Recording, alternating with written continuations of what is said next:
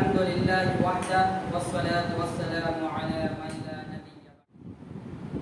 আমরা কৃতজ্ঞতা আদায় করছি সেই মহান রব্বুল আলামিনের শাহী দরবারে, যে মহান রব্বুল আলামিন আপনাকে আমাকে ভালোবেসে আজকের এই পবিত্র সাইয়্যিদুল আইয়াম, পবিত্র জুমার দিন, এই জুমার দিনে আল্লাহ তাবারক তাআলা আমাদেরকে অতি শীঘ্রই আর্লি মর্নিং এ আমাদেরকে মসজিদে আগমন করিয়ে দিয়েছেন। বাই দ্য ওয়ে, এটা আল্লাহ তাবারক তাআলার মার্সি এন্ড ব্লেসিং যে আল্লাহ সুবহানাহু ওয়া তাআলা আমাদেরকে মসজিদে ইতিমধ্যে আগমন করিয়ে দিয়েছেন। শেখুনা হযরত আলী রাদিয়াল্লাহু তাআলা আনহু কাররামাল্লাহু ওয়াজহাহু তিনি বলতেন যে আল মাজালিসুল ইলমি হিয়া রাউদাতুম মিন রিয়াদিল জান্নাহ। যখন কোনো জায়গাতে আল্লাহ আল্লাহর রাসূলের কে নিয়ে আলোচনা করা হবে, এরকম একটি মজলিস কায়েম করা হবে, যেই মজলিসে আল্লাহ আল্লাহর রাসূলের কথা হবে, সেই জায়গাটি কোনো সাধারণ জায়গা থাকে না, সেই জায়গাটি হয়ে যায় একটি জান্নাতের টুকরা। এক তো এটা বাইতুল্লাহ আল্লাহর ঘর, দ্বিতীয়ত এখানে আল্লাহ আল্লাহর রাসূলের কিছুক্ষণ আলোচনা আমরা করব। যেখানে কোরআন ও হাদিসের আলোচনা হবে, সেই জায়গাটা অবশ্যই আল্লাহ জান্নাতের টুকরা ইতিমধ্যে পরিণত করে দিয়েছেন। তাই যারা আমরা মজলিস ছেড়ে বাইরে যারা বসে আছি, অহংকার মুক্ত করে নিজের আবেগকে নিচু করে দিয়ে আপনারা ভিতরে চলে আসুন। আল্লাহ তাবারক তাআলা আমাদেরকে ভালোবাসেন, তাই আল্লাহ তাবারক তাআলা আমাদেরকে কবুল করে নিয়েছেন। কারণ আল্লাহ তাবারক তাআলা বলেন খায়রু ইউফাক্কিহু ফিদ্দীন, আমি যাকে ভালোবাসি তাকে দ্বীনের জ্ঞান দান করি, দ্বীনের ভালোবাসা দান করি, দ্বীনের মহব্বত দান করি। আপনাদের ইসলামের প্রতি ভালোবাসা আছে বলে আজকে এত কাছে কাছে আপনারা বসে আছেন, তাই না? আল্লাহ তাবারক তাআলা আপনাদেরকে কবুল করুন। আল্লাহ তাবারক তাআলা আমাদেরকে মসজিদে আনয়ন করে নিয়েছেন, তাই আল্লাহ তাবারক তাআলার কাছে আমরা হৃদয় নিংড়ানো সকল আবেগ, অনুভূতি, ভালোবাসাকে উজাড় করে উচ্চ স্বরে আমরা এক বাক্যে কালিমাতুর শুকর আদায় করব, বলি আলহামদুলিল্লাহ।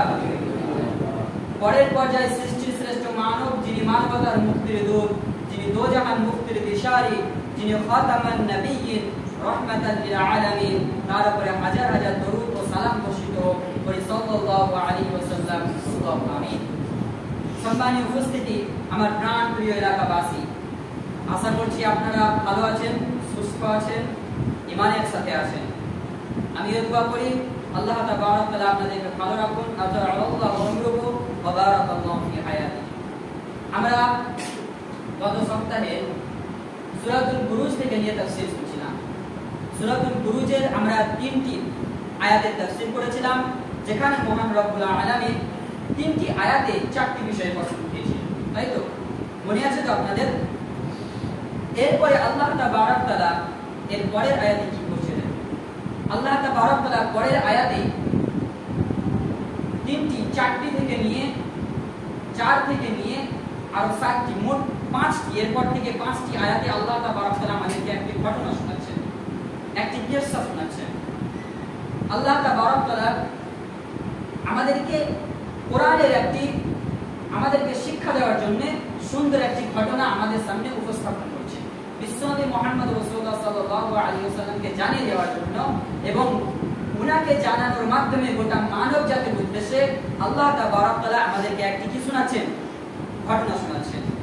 আল্লাহ তাবারক তাআলা বলেন আউযু বিল্লাহি মিনাশ শাইতানির রাজীম কুতিলা আসহাবুল উখদুদ আন্নারি যাতিল ওয়াকুদ ইয হুম আলাইহা কুউদুন ওয়া হুম আলা মা ইয়াফআলুনা বিল মুমিনিনা শুহুদ ওয়া মা নাকামু মিনহুম ইল্লা আন ইউমিনু বিল্লাহিল আজিজিল হামিদ।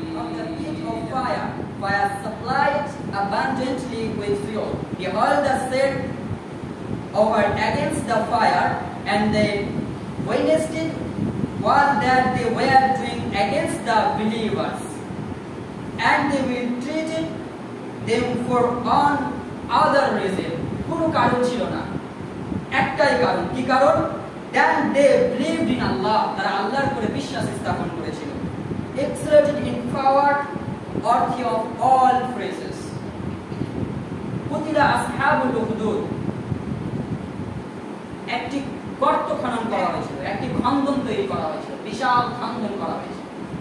আন-নারি যাতিল ওয়াকুদ, এবং সেই খন্দনে আগুনের ইন্ধন তৈরি করা হয়েছিল।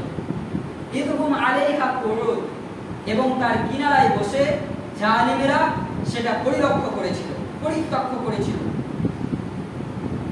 এবং তার ইন্ধনে যে বিভৎসিত চিত্র তারা কায়েম করেছিল সেটাকে তারা প্রতি কাজ থেকে তাকে পরলক্ষ্য করছিল। ওয়াহুম আলা মা ইয়াফআলুনা বিল মুমিনিনা শুহুদ, যেটা বিশ্বাসীদের সাথে, মুমিনদের সাথে, মুমিনাতদের সাথে যে বিভৎসিত চিত্র তারা কায়েম করেছিল সেই বিষয়টাকে সুন্দরভাবে তারা পরিলক্ষ্য করছিল। তাদের কি ভুল ছিল? তাদের ভুল ছিল একটাই, যে তারা পরম করুণাময় রব্বুল আলামিনের উপরে বিশ্বাস স্থাপন করেছিল। তারা এখানে কুতিলা আসহাবুল উখদুদ কি করা হয়েছিল? একটি খন্দন করা হয়েছিল। তারপরে কি করা হয়েছিল? সেই খন্দনে ইন্ধন আগুন জ্বালানো হয়েছিল। সেই আগুনের উপরে সমস্ত মুমিনদেরকে ফেলা হয়েছিল, এবং সেই মুমিনদের দোষ কি ছিল? দোষ ছিল তারা আল্লাহর ঈমান এনেছিল। কোরআন মাজিদে কোনো বিষয়, কোনো ঘটনা আল্লাহ তাবারক তাআলা সম্পূর্ণ ডিটেইলস আলোচনা করেন না। প্রত্যেকটি ঘটনায়, প্রত্যেকটি বিষয়ে আল্লাহ তাবারক তাআলা একটি ইঙ্গিত দেন। এরপরে মুফাসসিরিনে কেরাম আমাদেরকে সেটাকে তাফসীর করে সুন্দরভাবে শোনান। আল্লাহ তাবারক তাআলা কোনো বিষয়ে সুন্দরভাবে ডিটেইলস ভাবে কোরআন মাজিদে আলোচনা করেন না, সেটা কি করেন? ইঙ্গিত দেন। আর সেটা আমাদেরকে বুঝতে গেলে কি করতে হবে? তাফসীর করতে হবে। আসেন তাফসীর থেকে আল্লাহ তাবারক তাআলা কি ঘটনা আমাদেরকে শোনাতে চান। আল্লাহ তাবারক তাআলা আমাদেরকে যে ঘটনাটি শোনাতে চান সেটি হচ্ছে বিশ্বনবী মুহাম্মদ রাসূলুল্লাহ সাল্লাল্লাহু আলাইহি ওয়াসাল্লামের 60 বছর আগেকার, তিনি আসার 60 বছর আগেকার একটি ঘটনা। তিনি এখনো দুনিয়াতে আসেননি, তিনি দুনিয়াতে আসার কত বছর আগেকার ঘটনা? 60 বছর আগেকার ঘটনা।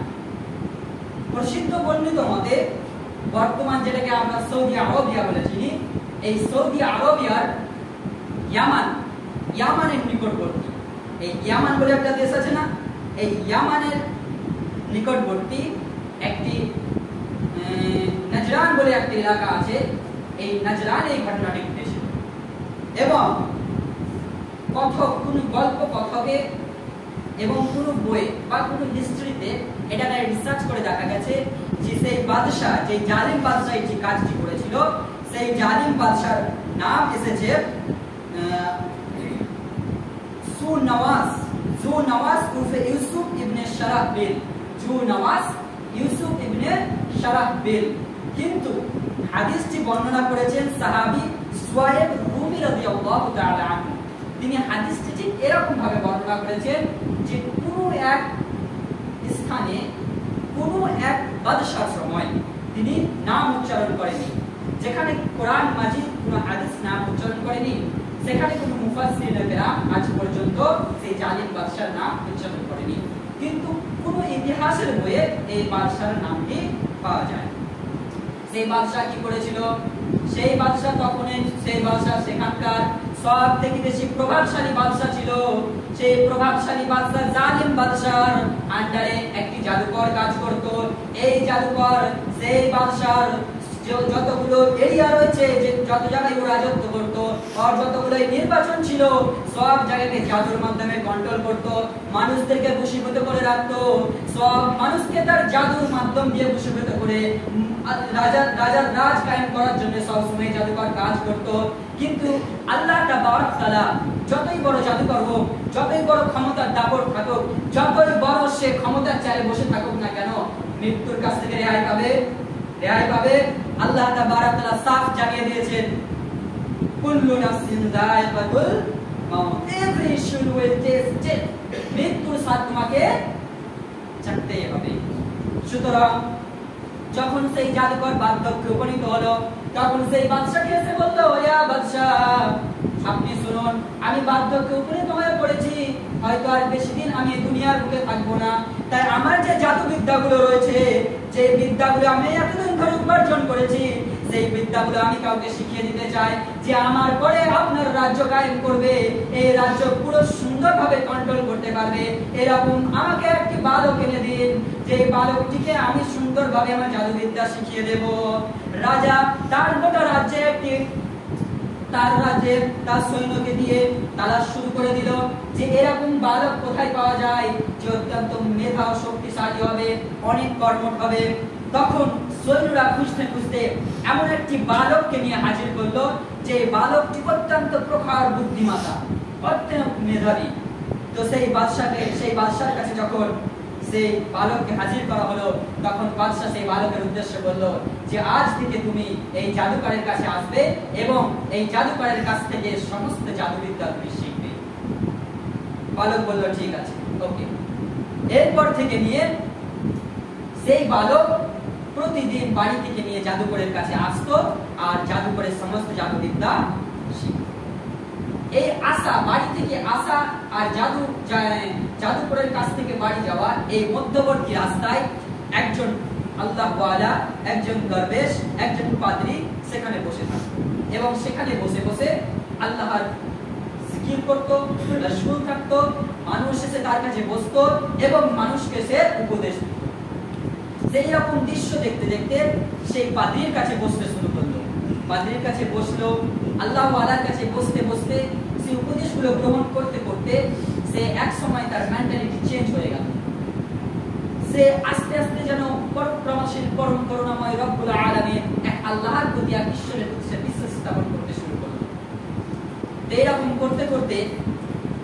করতে করতে একদিন দরবেশকে এসে বলল যে আল্লাহওয়ালাকে বলল যে আমি আপনার কাছে উপদেশ শুনতে চাই, কিন্তু আমি যখন ঘর থেকে বার হয় আপনার কাছে থাকি এবং আপনার কাছ থেকে যখন আমি জাদুকরের কাছে যাই তখন জাদুকর অত্যন্ত বকাবকি করে, কেননা অনেকটা লেট হয়ে যায় আপনার উপদেশগুলো শুনতে ওখানে যেতে।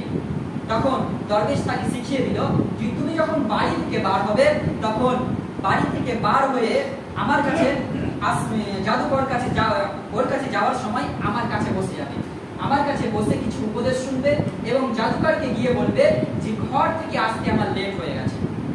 আর জাদুকরের কাছে থেকে যখন বাড়ি যাবে তখন একটু আমার কাছে বসে নেবে এবং ঘরে যেয়ে বলবে জাদুকর আপনি একটু লেটে ছুটি দিয়েছে। তো এরকম করতে করতে কিছুদিন যেতে যেতে সে একদিন রাস্তা পথে যাচ্ছিল, দেখলো এক বিশাল আকারের একটি জন্তু, সেই জন্তু মানুষের পথ আটকে রয়েছে।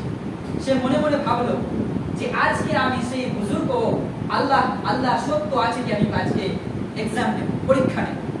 তো সে একটি ছোট্ট পাথর কুড়িয়ে মনে মনে আল্লাহকে বললো, আল্লাহ তুমি যদি সত্যি থেকে থাকো, তুমি যদি সত্যি আল্লাহ থেকে থাকো, তাহলে আল্লাহ এই ছোট্ট পাথরের আঘাতে এই সুবিশাল প্রাণীকে তুমি মেরে ফেলে দাও। আর যদি এই সুবিশাল প্রাণী মরে যায় তাহলে আমি জানবো তুমি সত্যি আছো, আর আমি এরপর থেকে এক আল্লাহ তোমার প্রতি বিশ্বাস স্থাপন করব। তো সুন্দর সেই ছোট্ট পাথরটি তুললো এবং তুলে আল্লাহর নাম নিয়ে যখন নিক্ষেপ করলো, সঙ্গে সঙ্গে সেই বিশাল জন্তু প্রাণীটা ছটফট করতে পারে। তখন সে মনে মনে বুঝতে পারলো সত্যি তাহলে আল্লাহ আছে। ছুটতে ছুটতে এসে সেই দরবেশকে সমস্ত খবর জানালো যে এই ঘটনা আমার সঙ্গে ঘটছে। দরবেশ বলল যে আল্লাহ তাবারক তাআলা আমার থেকে তোমাকে বেশি ভালোবেসে ফেলেছে, তাই তোমার এই ছোট্ট একটি পরীক্ষাতে আল্লাহ তাবারক তাআলা তোমাকে পাস করে দিয়েছে। তখন বালক বলল আর দেরি নয়, আমি আপনার হাতে কালেমা পড়ে মুসলমান হতে চাই। তারপরে দরবেশের হাতে কালেমা পড়ে সেই বালক মুসলমান হয়ে গেল। এরপরে সে আল্লাহর জিকিরে মশগুল হয়ে গেল। এরপর থেকে আল্লাহর জিকির করতে করতে আল্লাহর এত উচ্চ মাকামে পৌঁছে গেল যে আল্লাহ তাবারক তাআলা তার দুআকে দুআয়ে মুস্তাজাব দুআ বানিয়ে দিলেন। যে বালক যাই দোয়া করত আল্লাহ তাবারক তাআলা সঙ্গে সঙ্গে কবুল করে নিতেন। তো এরকম ভাবে যখন তার সুখ্যাতি চারিদিকে ছড়িয়ে গেল, তখন তার কাছে মানুষজন আসতে শুরু করলো। কিছু মানুষ এসে বলতে লাগলো, এ বালক আমার জন্য দোয়া করে দাও, আমার যেন চোখের রোশনি ফিরে চলে আসে, চোখে কিছু দেখতে পাই না। তখন সেই বালক বলতো, চোখের রোশনি ফিরে দেওয়ার মালিক আমি নয়, চোখের রোশনি ফিরে দেওয়ার মালিক হচ্ছে আল্লাহ। তুমি যদি কালিমা পড়ে এক আল্লাহর প্রতি ঈমান আনো, তাহলে আমি আল্লাহর কাছে দোয়া করব, তাহলে আল্লাহ তোমাকে তোমার চোখের রোশনি ফিরিয়ে দিবেন। তখন মনে মনে সবাই ভাবতো, আমি যদি ঈমান আনলে আমার চোখের রোশনি ফিরিয়ে দেয়, তাহলে আমার ঈমান আনলে দোষ কোথায়? তখন আল্লাহর প্রতি ঈমান আনতো, আল্লাহর কাছে সেই বালক দোয়া করতো, সঙ্গে সঙ্গে আল্লাহ চোখের রোশনিটা আনিয়ে দিতেন। আবার কেউ কুষ্ঠি রোগে আক্রান্ত, সে ব্যক্তি এসে বলতো, তাকে ঈমান আনাতো, আবার দোয়া করতো, আল্লাহ তাআলা তাকেও শিফা দান করতেন।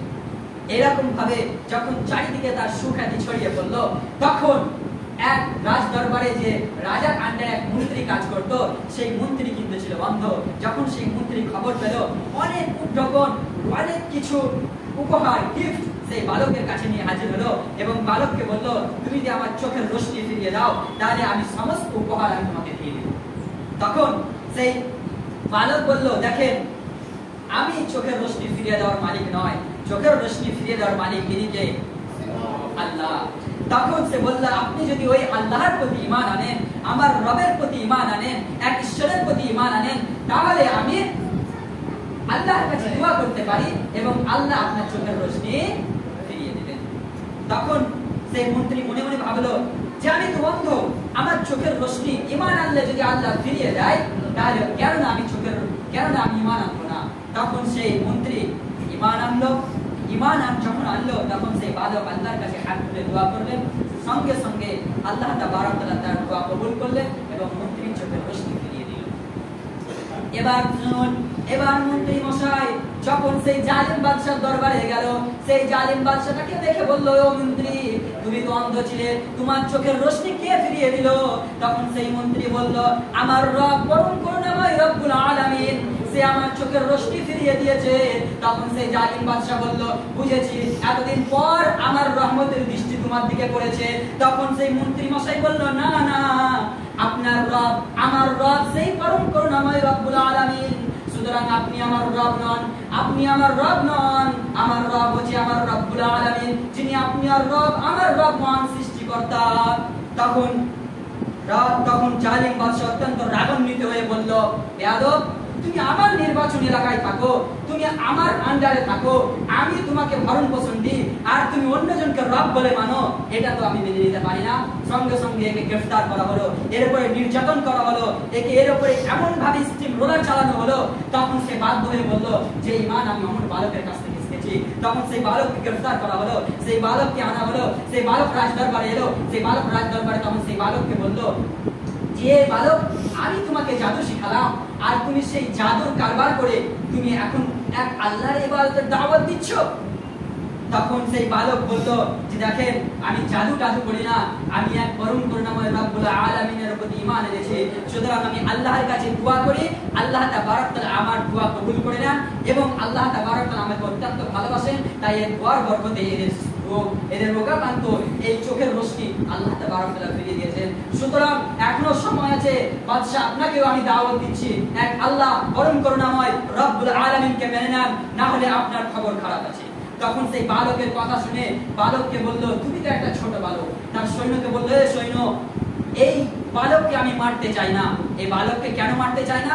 কেন? অত্যন্ত প্রখর বুদ্ধিমত্তা, একে দিয়ে আমাকে কাজে লাগাতে হবে। সুতরাং এই বালককে তুমি পাহাড়ের চূড়ায় নিয়ে যাও, বিশাল পাহাড়ের চূড়ায় নিয়ে যাও। সেই চূড়ায় অনেক কাছ থেকে মৃত্যুকে দেখতে পাবে, তাকে ভয় দেখাবে, সঙ্গে সঙ্গে দেখবে ঈমান ভুলে গেছে, আল্লাহ ভুলে গেছে। তখন তার সৈন্যরা তাকে বিশাল পাহাড়ের চূড়ায় নিয়ে গেল।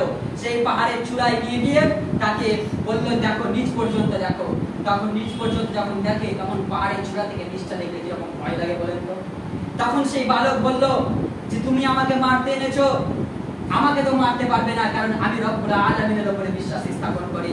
আল্লাহর কাছে হাত তুলে বলল, ইয়া আল্লাহ, তুমি যদি আমাকে সত্যি ভালোবেসে থাকো, যদি তুমি ইসলামের দাওয়াত তুমি যদি গোটা বিশ্ববাসী পৌঁছে দিতে চাও, তাহলে আজকে তুমি আমাকে এখান থেকে পরিত্রাণ করো, আমাকে বাঁচিয়ে নাও। সঙ্গে সঙ্গে গোটা পাহাড় থরথর করে কাঁপতে শুরু করলো এবং সেই সৈন্যরা ওখানেই মারা গেল। সঙ্গে সঙ্গে সেই বালক আবার রাজ দরবারে এসে পৌঁছলো। সেই রাজ দরবারে বালককে দেখে বলল, বাদশাহ সেই বালককে দেখে বলল, বুঝেছি, তুমি ঠিক হয়ে গেছো, আল্লাহর প্রতি ঈমান তোমার চলে গেছে। তখন সেই বালক বলল, না না, আমি জীবন থাকতে আমার ঈমান বিক্রি করব না। আপনি আমাকে যতই ভয় দেখান, আমার জীবন যতক্ষণ আছে তখন আল্লাহর দাওয়াত দিয়ে যাব আর ঈমানকে আঁকড়ে নিয়ে থাকবো। এই বালককে বলল যে এই বালককে তো এমনি করে হবে না। সৈন্যকে আবার ডাকা হলো, এই সৈন্য, একে তুমি বিশাল সাগরে নিয়ে যাও। সেই বিশাল সাগরে নিয়ে যাওয়া হলো। সেই সাগরের ঢেউ আর মহাসাগরের সেই ভয়ানক ঢেউ, সেই বালককে দৃশ্যগুলো দেখানো হলো, দেখো এই মধ্য সাগরে তুমি ছাড়া এই সৈন্য ছাড়া কেউ নাই, আর তোমাকে বাঁচানোর বলে তোমার রবও এখানে নাই, সুতরাং এখানে তোমাকে যদি আমরা ফেলে দিই তুমি এখানেই শেষ হয়ে যাবে। তখন সেই বালক বলল, আমার পরম করুণাময় রব্বুল আলামিনের প্রতি আমি বিশ্বাস স্থাপন করি। তখন সঙ্গে সঙ্গে সেই বিশাল সাগরে বিশাল এক ঝড় উঠলো, সাগরে এমন ভাবে ভয়ানক তুফান উঠলো, ঢেউগুলো খেলতে শুরু করলো, আর সেই ভয়ানক ঢেউয়ের খেলনায় সেই তুফানে সমস্ত সৈন্য মারা গেল, কিন্তু একটা ঢেউ সেই বালককে ঠেলতে ঠেলতে কিনারায় নিয়ে হাজির করলো। সেই বালক আবার রাজ দরবারে এসে বলল, তখন আবার বাদশাটাকে দেখে বলল, বুঝেছি এবার তুমি নিশ্চয়ই আল্লাহকে বলে আমার মতন কাজ করতে চাইছো। তখন সেই বালক বলল, না না, আপনি আবারও ভুল করছেন, যে সৈন্যকে মারতে আমাকে পাঠিয়েছেন সেই সৈন্যর খোঁজ নিয়ে দেখুন, সেই সৈন্য চিরতরে বিদায় নিয়ে এই দুনিয়ার বুক থেকে ছেড়ে চলে গেছে। তখন সেই বালক বলল, যদি আমাকে বাঁচাতে চান, যদি আমাকে মারতে চান, তাহলে একটা ফর্মুলা আমি বলে দিই, এই ফর্মুলাটা আপনি অ্যাপ্লাই করুন, তাহলে আমি মরে যাব।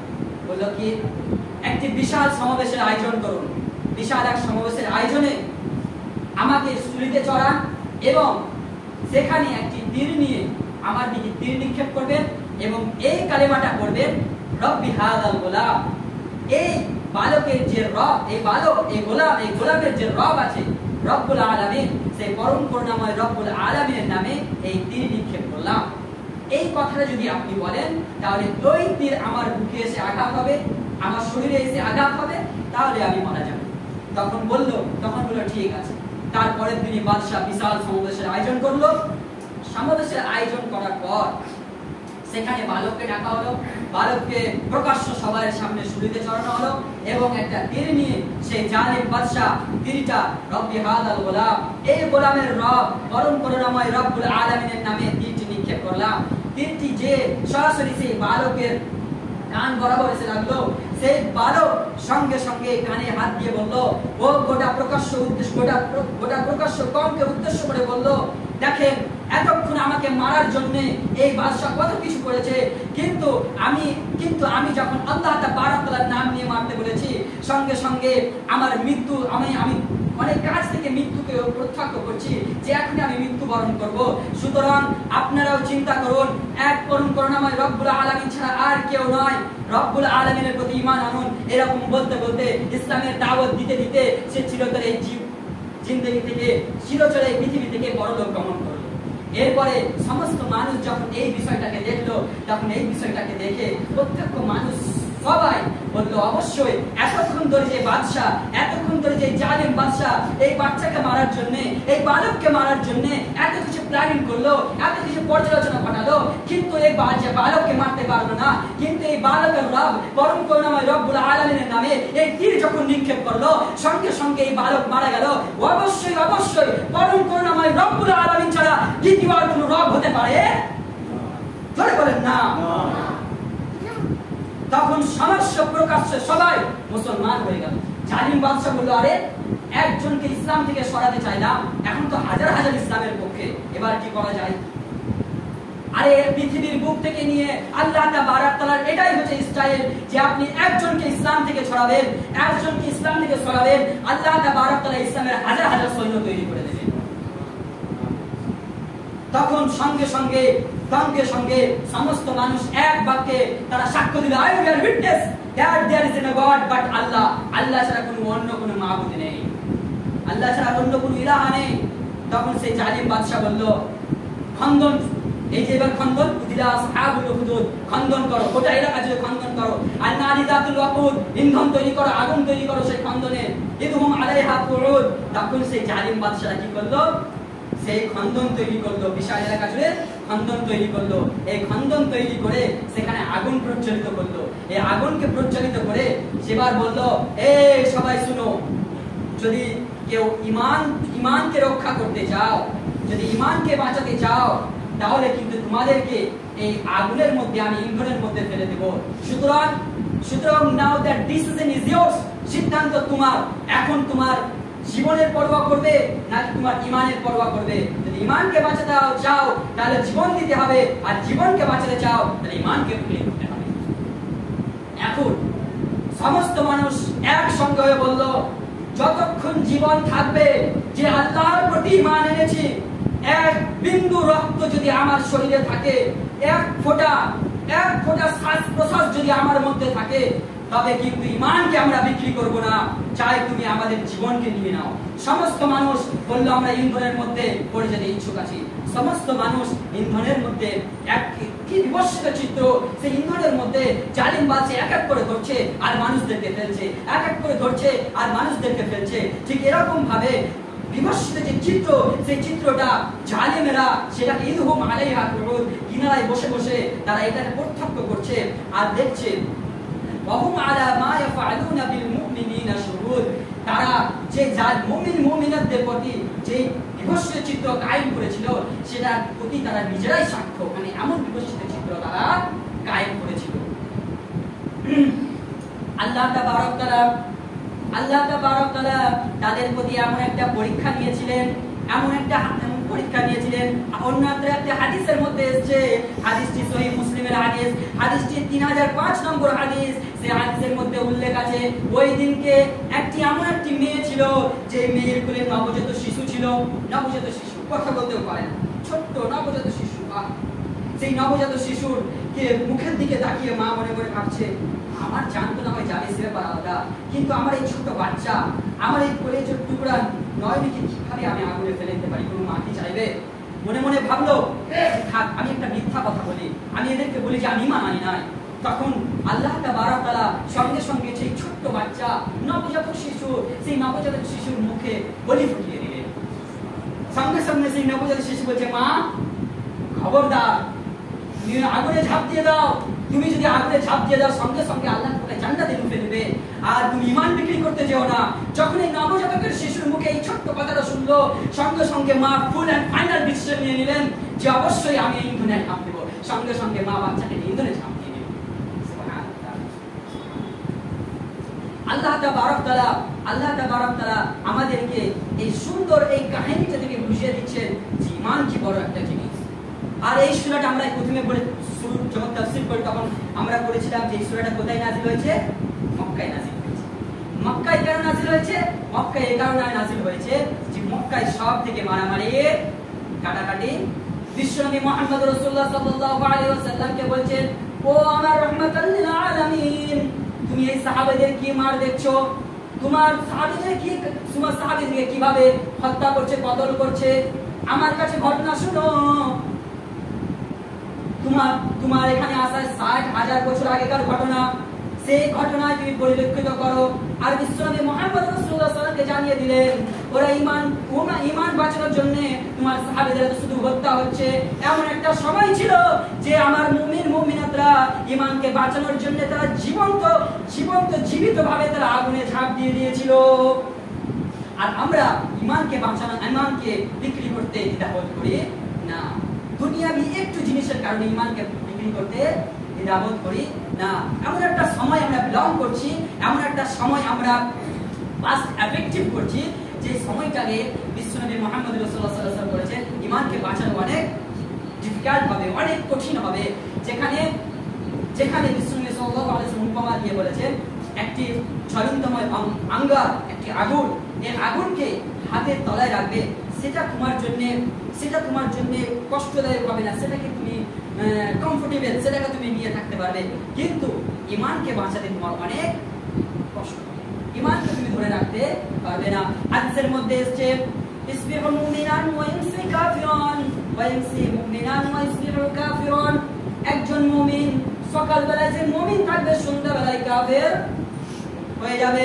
আবার একজন কাফের সন্ধ্যাবেলায় কাফের থাকবে, কিন্তু সকালবেলায় মুমিন হয়ে যাবে। আর এমন মানুষ এই পৃথিবীর মধ্যে চলে আসবে যখন ইয়াবিউ ঈমানাহু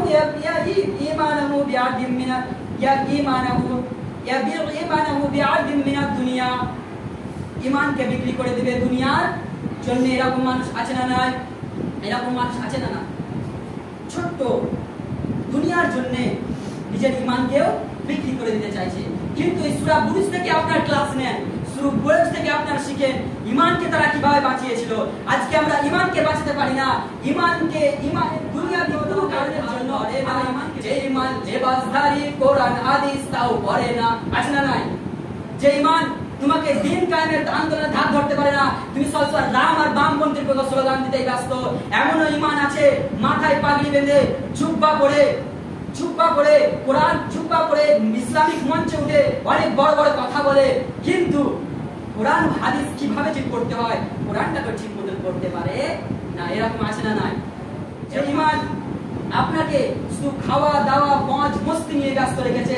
এখানে আমার ফিলিস্তিনি ভাইরা ঈমানকে বাঁচানোর জন্য, মসজিদুল আকসাকে বাঁচানোর জন্য, বাইতুল মুকাদ্দাসকে বাঁচানোর জন্য তাদের তাজা রক্তকে বলিন করে দিচ্ছে। আর আমরা কিনা নিজের ক্ষমতা দাপট নিয়ে বেড়াচ্ছি।